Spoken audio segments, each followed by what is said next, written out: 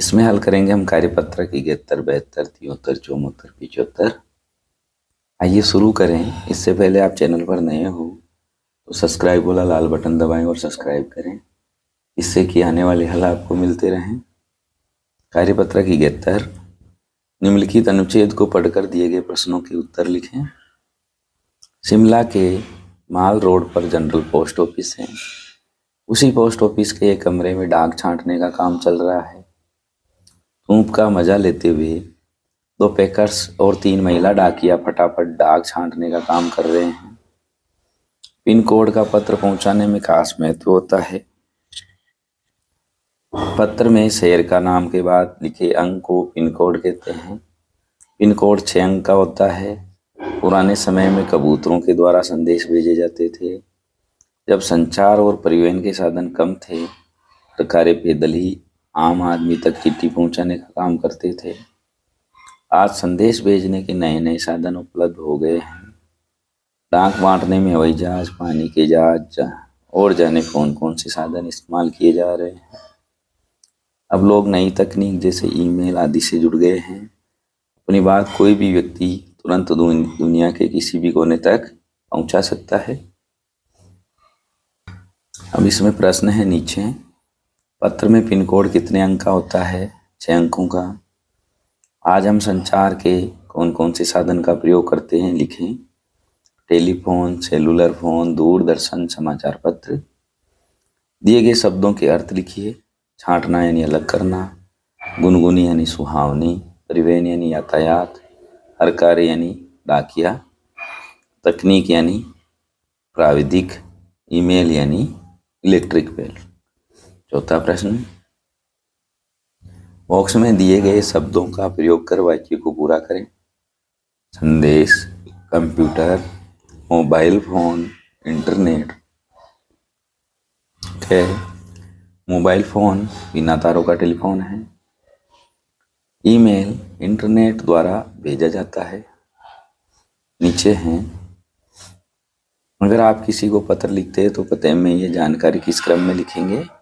गली मोहल्ले का नाम, घर का नंबर, राज्य का नाम, खंड का नाम, गांव, कस्बे, शहर का नाम।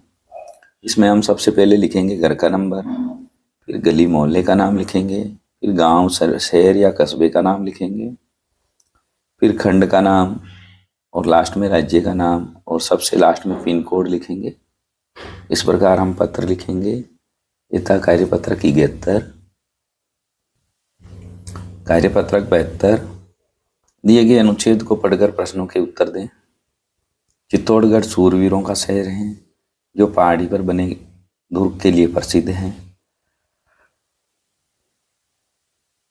उत्तर भारत के सबसे महत्वपूर्ण किलों में से एक चित्तौड़गढ़ का किला राजपूतों के साहस, त्याग और बलिदान का प्रतीक है। चित्तौड़गढ़ का यह किला राजपूतों की वीरता तथा नारी के अद्वितीय साहस की ढेर सारी कहानियों का गवाह है। चित्तौड़गढ़ मेवाड़ की राजधानी थी। चित्तौड़गढ़ दुर्ग को विश्व विरासत स्थल घोषित किया गया है। इसे सभी दुर्गों का सिरमौर भी कहा जाता है।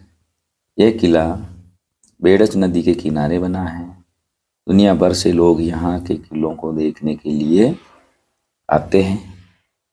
अब इसमें चित्तौड़गढ़ है सूरवीरों का शहर। चित्तौड़गढ़ की राजधानी था चित्तौड़गढ़ की मेवाड़ की। चित्तौड़गढ़ प्रसिद्ध किस लिए प्रसिद्ध है? पहाड़ी पर बने दुर्ग के लिए। चित्तौड़गढ़ का किला कौन सी नदी के किनारे स्थित है? यह है बेड़च नदी के किनारे। चित्तौड़गढ़ भारत के किस राज्य में है? उत्तर है राजस्थान राज्य में। छठा प्रश्न,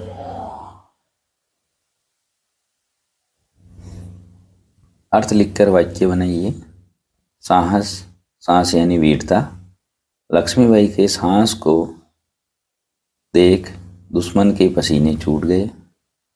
बलिदान यानी त्याग। भगत सिंह ने देश के लिए अपना बलिदान दिया। सूरवीर यानी वीर योद्धा। महाराणा प्रताप मेवाड़ के सूरवीर थे। विश्व यानी संसार। विश्व में भारत सबसे सुंदर देश है। चित्तौड़गढ़ का किला इसका प्रतीक है। चित्तौड़गढ़ का किला राजपूतों के साहस, त्याग और बलिदान का प्रतीक है। दिए गए शब्दों के समानार्थी शब्द लिखें। साहस यानी वीरता, अद्वितीय यानी अनोखा, सिरमौन यानी सिर का ताज। यथा कार्यपत्रक 72, कार्यपत्रक 73। दिए गए संवाद को पढ़कर प्रश्नों के उत्तर दें। पवन कह रहा है दिवाली पर तुम्हारी कितनी छुट्टियां हैं? समीर हमारी 1 सप्ताह की छुट्टियां हैं। पवन कह रहा है तब तो बड़ा मजा आएगा तुम्हें। समीर इस बार मैं खूब पटाखे खरीदूंगा। पवन मैं बिल्कुल पटाखे नहीं चलाऊंगा। समीर कह रहा पर क्यों? पवन पटाखों से प्रदूषण फैलता है। समीर पटाखों के बिना दिवाली का मजा ही क्या। पवन पटाखों से निकलने वाला धुआं हमारे स्वास्थ्य को नुकसान पहुंचाता है। समीर वैसे मेरे दादाजी को भी पटाखे पसंद नहीं, पटाखों से सांस और आँख की बीमारियां बढ़ जाती है। पवन जब तू सब जानता है तो। समीर ठीक है, मैं भी इस साल पटाखे नहीं जलाऊंगा। इसके नीचे प्रश्न है। प्रदूषण क्या है? वायु, जल, मिट्टी आदि में अवांछित तत्वों का मिल जाना प्रदूषण कहलाता है। कौन कौन से प्रदूषण से हमारी धरती प्रभावित हो रही है? वायु प्रदूषण, जल प्रदूषण, भू प्रदूषण, ध्वनि प्रदूषण। हम प्रदूषण को कैसे रोक सकते हैं? उत्तर सभी लोगों को जागरूक कर इसके दुष्प्रभावों के बारे में बताकर हम रोक सकते हैं। पटाखे बड़े, बूढ़े और बीमार लोगों को कैसे प्रभावित करते हैं? तो पटाखों से सांस लेने में दिक्कत आती है तथा इनकी आवाज़ से परेशानी होती है। आप सब दीपावली कैसे मनाते हैं? नए कपड़े पहनते हैं, सबको मिठाई खिलाते हैं, लक्ष्मी और गणेश जी की पूजा करते हैं।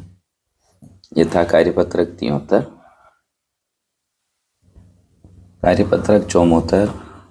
निम्नलिखित पद्यांश को पढ़कर दिए गए प्रश्नों के उत्तर लिखें। सच हम नहीं, सच तुम नहीं, सच है महज संघर्ष ही। ऐसा करो जिससे न प्राणों में कहीं जड़ता रहे, जो भी जहाँ चुपचाप अपने आप से लड़ता रहे।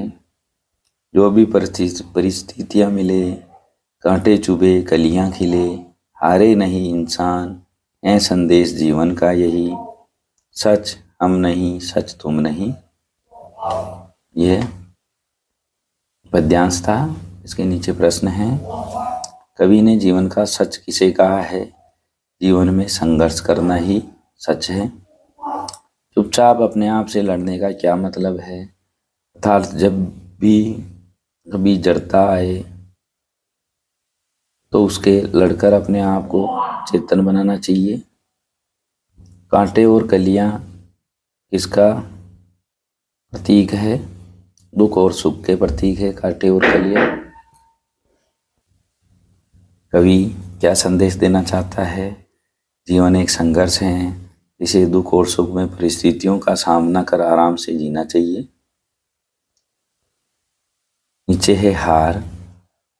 हार सच शब्दों के विलोम लिखे। हार यानी जीत, सच यानी का विलोम होगा झूठ। हार का जीत, सच का झूठ, ये दोनों के विलोम है। ता प्रत्यय लगाकर कोई 4 नए शब्द बनाएं। मानवता, दीर्घता, लघुता और प्रभुता। ये था कार्यपत्रक 74। कार्यपत्रक 75। निम्नलिखित गद्यांश को पढ़कर दिए गए प्रश्नों के उत्तर लिखें। भारत एक महान देश है। उत्तर दिशा में हिमालय पर्वत भारत की ऊंचाई प्रकट करता है। इसे निकलने वाली गंगा, यमुना आदि नदियां भारत भूमि को जलदान करती है। खेती सोना उगलती है। वन, उपवन और उद्यान फूल, फल और लताओं से लहरा जाते हैं।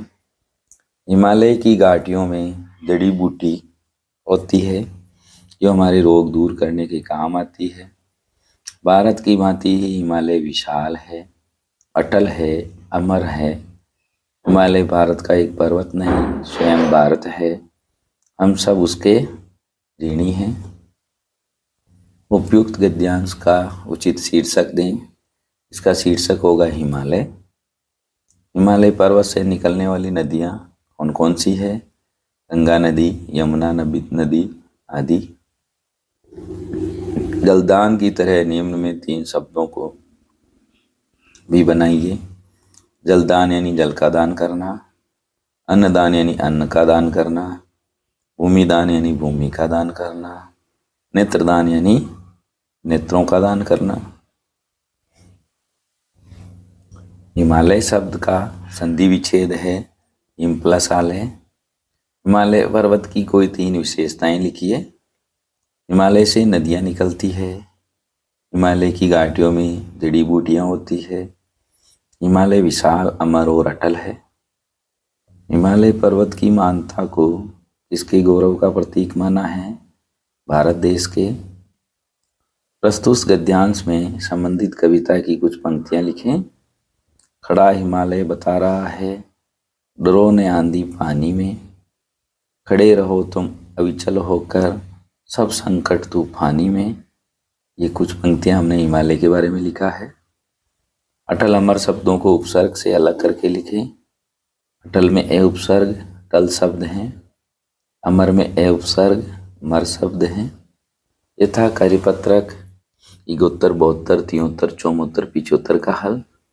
और भी कार्यपत्रक के हल देखने के लिए कमेंट बॉक्स में कमेंट लिखें, जिससे कि हम आपको प्लेलिस्ट का लिंक उपलब्ध करवा सकें। वहाँ प्लेलिस्ट में हमने पूरी किताब को हल करके डाल रखा है। पूरी किताब के कार्यपत्रक आप एक साथ भी देख सकते हैं। इसका हल आपको अच्छा लगा हो, हमारी मेहनत अच्छी लगी हो, लाइक करें, शेयर करें, चैनल को सब्सक्राइब जरूर करें। धन्यवाद।